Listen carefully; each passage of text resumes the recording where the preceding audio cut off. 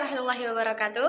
Perkenalkan, nama saya Hamidun Iswahlia dengan NIM 21402027. Saya dari Prodi Perbankan Syariah, Fakultas Ekonomi dan Muslim Islam. Di video kali ini, saya akan melanjutkan rangkuman materi mengenai kajian teks Arab dari kelompok 7 sampai kelompok 12. Let's go. Baik, untuk pembahasannya pertama, ada perkara yang membatalkan sholat. Di antaranya, 1. Dalam keadaan berhadas baik kecil maupun besar, seperti haid, junub, dan nifas. Yang kedua, terkena najis. Yang ketiga, berbicara dengan sengaja. Yang keempat, aurat yang terbuka. Dan kelima, berniat salat berubah. Keenam, meninggalkan rukun sholat dengan sengaja. Dan yang terakhir, membelakangi kiblat. Yang kedua, ada salat jamaah. Salat jamaah hukumnya sunnah muakkad, berlaku bagi laki-laki maupun perempuan, di mana seorang makmum harus berniat untuk menjadi makmum, sedangkan imam harus berniat untuk menjadi imam, dan mengelaskan serta mengejarkan bacaan dan seterusnya. Seorang perempuan tidak boleh mengimami suatu kaum jika di antaranya masih ada laki-laki, dan tidak sah bermakmum dengan orang ummi karena membaca Al-Fatihah dengan sempurna artinya rukun sebagaimana yang telah diketahui. Yang ketiga, ada sholat hari raya atau sholat id. Sholat 2 hari raya atau sholat id terdiri dari 2 sholat, yaitu Idul Fitri dan Idul Adha, dan hukumnya sunnah muakkad. Sholat id terdiri dari 2 rakaat dengan takbir 7 kali pada rakaat pertama dan takbir 5 kali pada rakaat kedua. Kemudian setelah selesai sholat wajib adanya 2 khutbah. Khutbah pertama takbir 9 kali dan khutbah kedua takbir 7 kali.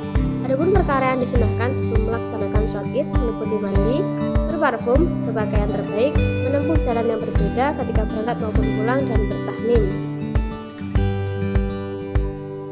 Selanjutnya yang keempat ada sholat khauf.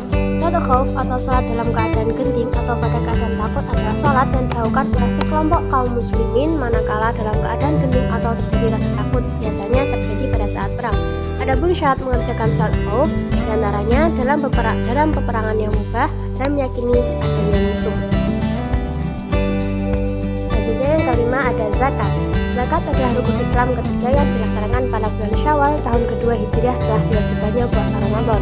Oleh sebab itu, hukum zakat adalah wajib atau fardhu atas setiap muslim yang telah memenuhi syarat-syarat tertentu. Zakat termasuk dalam kategori ibadah seperti salat, haji, dan puasa yang telah diatur secara rinci dan paten berdasarkan Al-Quran dan As-Sunnah. Sekaligus merupakan amal sosial kemasyarakatan dan kemanusiaan yang dapat berkembang sesuai dengan perkembangan umat manusia.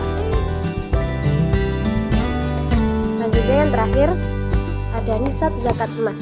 Zakat emas atau perak tersebut dikenakan untuk logam mulia dalam ukuran tertentu ketika haul atau nisab mencapai kepemilikan selama 2 tahun.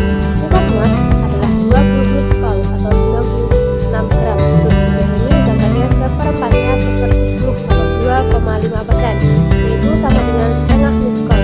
Untuk selebihnya dizakati menurut perhitungan. Nisab adalah 200 dirham atau 200 talen atau 600 gram. Untuk jumlah ini zakatnya seperempat, 1/10 atau 2,5%, yaitu sama dengan 5 dirham. Demikian tadi pemaparan materi yang dapat saya sampaikan. Ada kurang lebihnya mohon maaf. Assalamualaikum warahmatullahi wabarakatuh.